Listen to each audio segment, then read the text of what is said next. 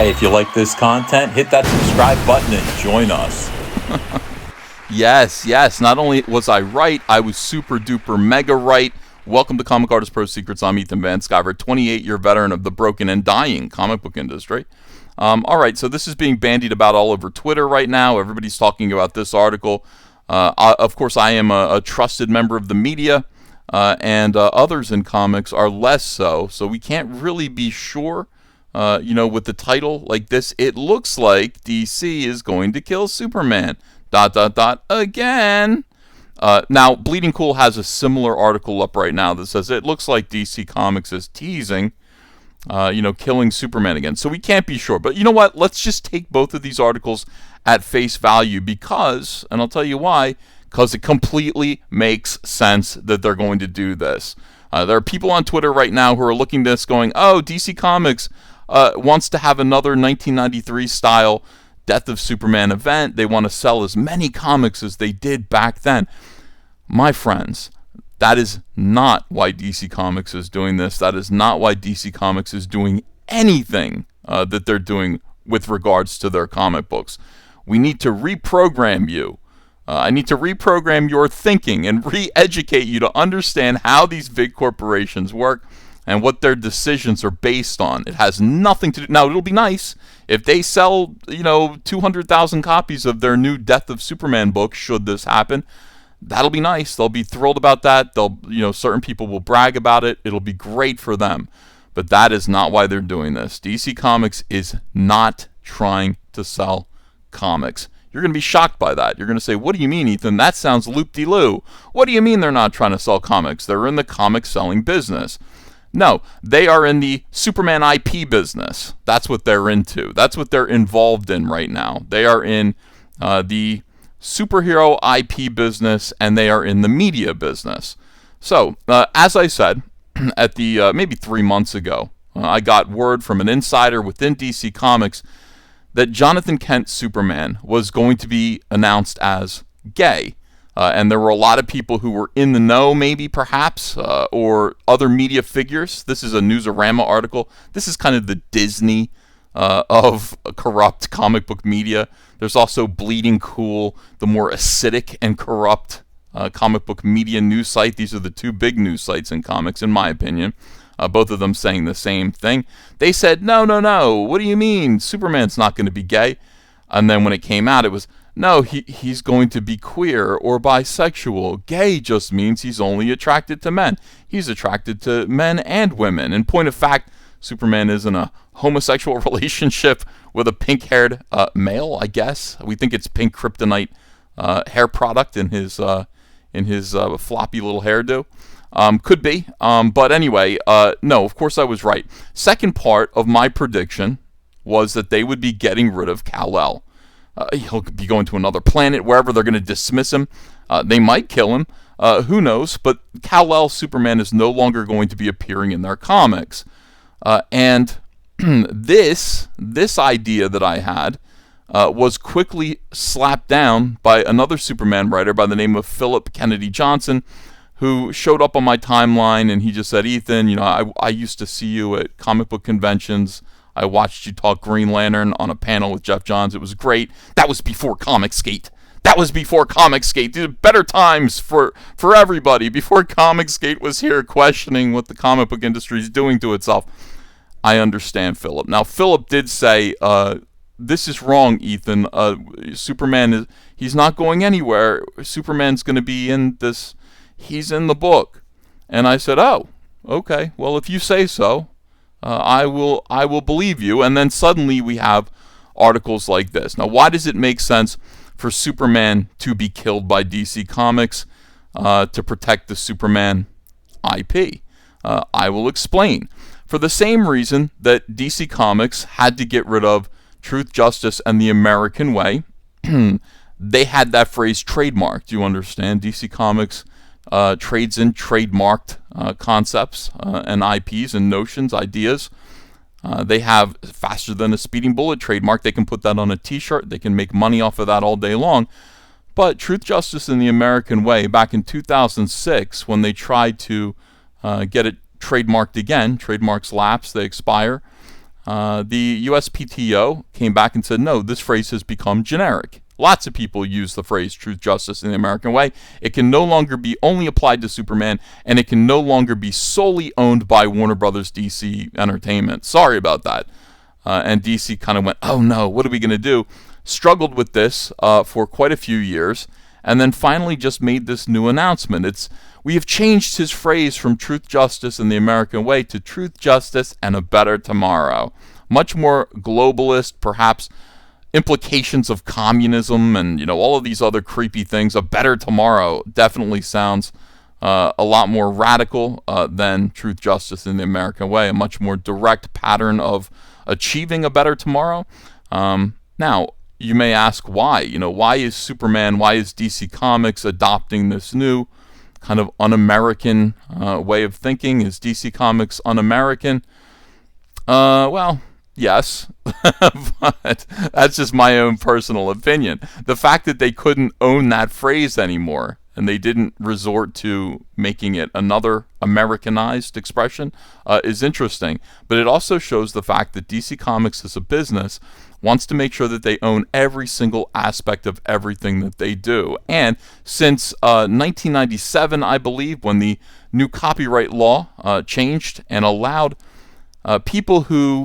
creative people who had their ideas purchased at an exploitative rate, an exploitative contract, many years ago, they would be able to come back and claim ownership, copyright ownership over their properties. They'd be able to take these big corporations to court and try to get a little bit of their stuff back, essentially. Now, Joe Shuster, Jerry Siegel, the original creators of Superman, long since passed on, but their families are still around, and their families are entitled to millions, in my opinion, and because they are the originators of Superman, a property that has made billions. They are at least entitled to millions, if not, in my opinion, actually, those billions. They took DC to court 2011 and won. They won the copyright to Superman. DC Comics swiftly appealed and defeated that victory. But in the meantime, DC Comics had an event called the New 52 in which they overhauled their entire comic book line. In my opinion, it is my belief that the reason why they did that was to cover the fact that all of the changes to Superman that existed up until that point now had to be shared financially with the Siegel family. So they created 3 new versions of Superman that they introduced in the New 52, and they enforced those changes among us creative people. We creative people had to make sure that our new versions of Superman didn't look anything like the old version of Superman. And again, that was enforced. I was there. I worked there. I remember. I can tell you it was no joke, and none of us knew why this was happening. So here we go. It's now 10 years later, and even though it hasn't been announced that I've been able to find, it is my belief, and I'm sure I will be confirmed. This will be confirmed a little bit later, much like everything else I'm talking about. The Siegel family is joining the Shuster family in another appeal against Warner Brothers, and or specifically DC Entertainment, for the copyright to Superman again. Now, they're behaving exactly the way this company has always behaved. Let's say that Jonathan Kent, who has nothing to do with Action Comics #1. Understand, that's what they're fighting for. The Superman that appeared in Action Comics #1. Jonathan Kent is a brand new character who calls himself Superman. Independent of Action Comics, he is completely different as a character. Look, he's even gay. That is our Superman. We're calling him Superman going forward. So that is the company's new Superman IP. Now, if we keep publishing Kal-El, we're creating brand confusion, but we're also having to share the proceeds of what comes from Kal-El with the family. We don't want to do that. Not only that, God only knows if this time they're going to completely win and leave us with no Superman. Now, Marvel Comics anticipated this. Their copyright window for the original creators of Spider-Man and Doctor Strange and a lot of their Avengers characters are currently open up. Those creators' families have 5 years to sue for the copyright of Spider-Man. or Marvel Comics in 2011 watched all this happen, and they said, oh, we'd better create a new version of Spider-Man because our time is coming too. The Ditko family is going to come after us for Spider-Man and all of our other characters. Spider-Man's our big valuable IP. So they created Miles Morales, okay? They hid it under layers and layers of social justice and representation, but it was a completely cold and callous business move. They have a Spider-Man, a new and original Spider-Man, not Ben Reilly, not a clone. They have a new and original Spider-Man to be utilized should they have to share Spider-Man Peter Parker with the Ditko family, or if they lose him entirely. Can you imagine that nightmare scenario? But they've got their bases covered. They saw this happening to DC. They already handled themselves. Here's DC saying, okay, all right, let's get rid of Superman. Superman's got to go away again for a little while. And this is their solution. This is what they're considering to be, I guess, their best option. Now, again, I don't know if this is true. The question mark at the end of this, the implied question mark, the kind of, well, is it? I really don't know. I can't tell you. And I'm not even going to read this article, okay? I'm just going to say, how boring. I'm not reading a Newsarama article to you. I'm just going to say that if this is the case, if DC Comics does kill Superman, Kal-El Superman, this is the reason why they would do it. This is the reason why. Copyright reasons. That's it. That is all that's the only motivation for this. It's not about selling comics. It's not creating Superman mania in the comic book media. It's about making sure that they have a Superman that they can own for the next 90 years and cut the original family out. All right, so that's my video about this silliness. Let me know what you think in the comments section below. Always leave me a comment. If you haven't subscribed to this channel, please do. I think you're getting a take here, a fresh take from an insider who kind of has a pretty good idea of what goes on over at DC and in Marvel. Be happy to continue to share these ideas with you.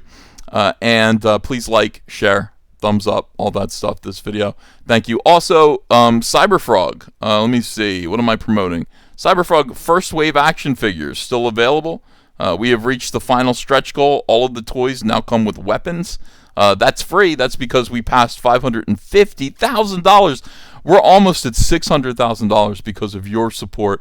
Thank you for making this impossible dream a reality. We are making Cyberfrog action figures based on my comic book series, which you are also able to purchase in our eBay store. You'll find our eBay store link right below in the description. Go there, shop, buy some Cyberfrog comics, and support this new alternative media that isn't planning on exploiting any 90-year-old surviving relatives of creators who we completely destroyed and left impoverished as they died. That is sad, but that is the state of mainstream comics. Thank you, everyone. I will be back with another video soon. Take care. Hey, I got a P.O. box. Want to send me some mail? Send it to Ethan Van Sciver, P.O. Box 607, Marlton, New Jersey, 08053. And I'll probably open it up on the live stream. Thanks very much, everyone.